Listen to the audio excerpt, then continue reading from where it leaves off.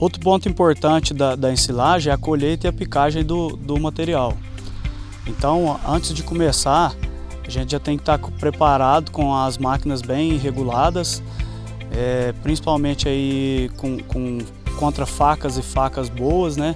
A contra-faca deve estar com os cantos vivos, não arredondados, de preferência uma contra-faca mais nova, e facas também, facas mais novas, facas bem afiadas. E durante o processo também essas facas devem ser afiadas no mínimo 2 vezes ao dia, que elas vão se desgastando ao longo do tempo. E se vê que o material não está saindo uniforme, também pode afiar essa faca mais vezes no dia. Outro ponto importante no momento da picagem é a rotação do trator. Não se deve andar com um trator em rotação baixa, essa rotação deve estar pelo menos com 2.000 de RPM. Outro ponto que temos que definir também é o tamanho do corte. O tamanho do corte vai variar também dependendo da máquina com que se vai colher. Se for colher com máquinas menores, normalmente a gente tem colhido aí de 8 a 10 milímetros mais ou menos, que é a regulagem máxima com todas sem tirar a faca, para não prejudicar a quebra de grão. Já com automotriz, a gente tem colhido de 18 a 22 milímetros mais ou menos, buscando uma partícula já um pouco maior, porque essa máquina ela consegue quebrar o grão mesmo cortando com esse tamanho de partícula. O material maior, uma partícula muito grande, tem que tomar cuidado porque ela dificulta um pouco a compactação. Então esse não pode ser um tamanho exagerado, né? Porque você vai ter dificuldade para retirar o oxigênio, prejudicando a compactação. Outra parte, em contrapartida, muito fino também, você pode ter uma compactação muito boa, mas depois você pode ter prejuízo com a alimentação da vaca, prejudicando a ruminação dessa vaca.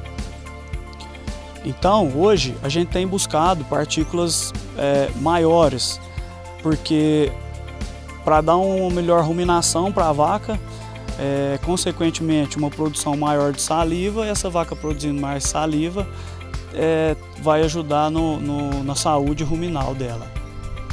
Para um monitoramento do tamanho de corte, o mais ideal é a gente usar a pen state, a peneira separadora de partícula.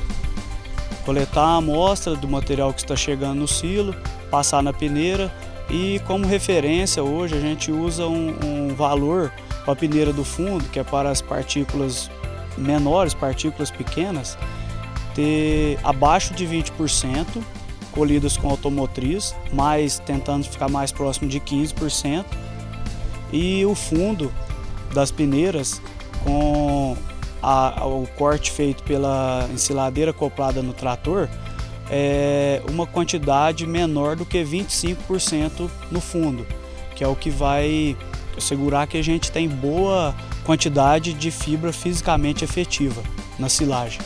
Outro ponto importante é o processamento de grãos. O processamento de grão ideal é que não tenha nenhum grão inteiro, mas isso é muito difícil de acontecer, então a gente tem que chegar mais próximo disso. Então a gente tem alguns parâmetros para seguir, para ver se a gente está dentro do aceitável ou não.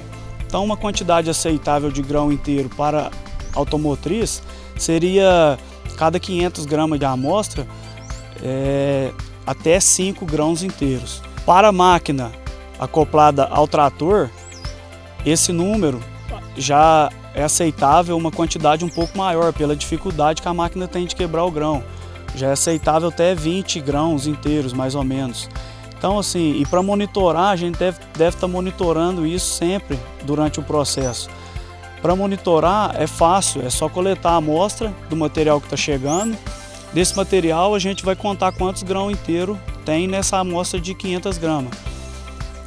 Para facilitar essa separação, uma separação dos grãos para contagem, a gente pode usar um sistema que é colocar a amostra no balde com água Antes deixa a amostra secar um pouco, só deixar no sol por 5 minutos mais ou menos. Depois joga no balde com água, mexe devagar, os grãos vão descer, que eles são mais pesados, e a parte da planta vai ficar em cima, só retirar essa parte de cima e fica os grãos depois para contar quantos grãos inteiros tem naquela amostra. Esse processamento de grão, ele vai influenciar principalmente na digestibilidade do amido.